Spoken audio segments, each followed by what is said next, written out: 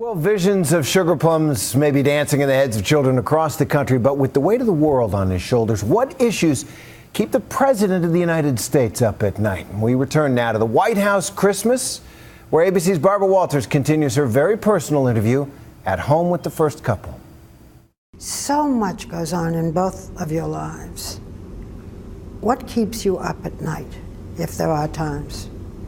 Well, stuff keeps me up at night all the time. Yeah. But the one good thing is I generally work hard enough during the day that by the time my head hits the pillow, most of the time I fall right to sleep.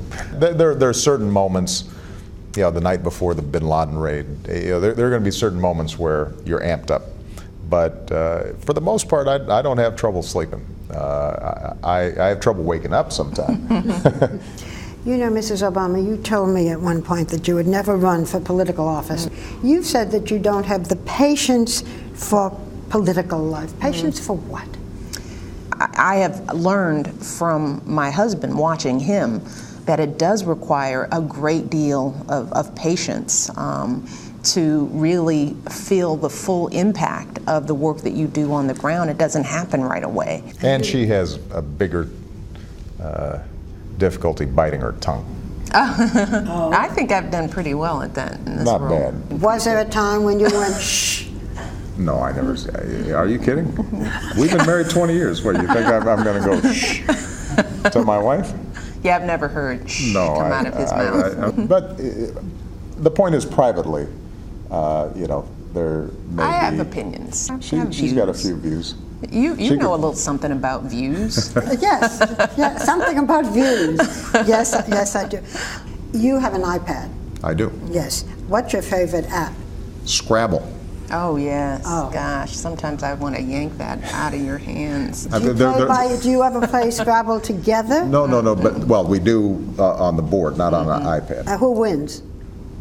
He's good at Scrabble. He's very irritating. She doesn't like losing, so she stops playing. No, I don't like losing to you because you're a little irritating when you win. What is your favorite presidential perk? Well, the plane? Yeah, I mean, look, it has been a while since I flew commercial, but I remember it because I used to have to commute every week from DC to Chicago, and not having to take off your shoes before you get on a plane. Let me tell you, is probably a pretty good luxury, and obviously you're never late for flights because generally the plane doesn't take off without you. At least this hasn't happened yet. Me on the other hand, I could get left. We're taking off. They're not leaving him. Finally, I asked the President and First Lady a question that I've asked during each of our special holiday interviews about their high points and low points.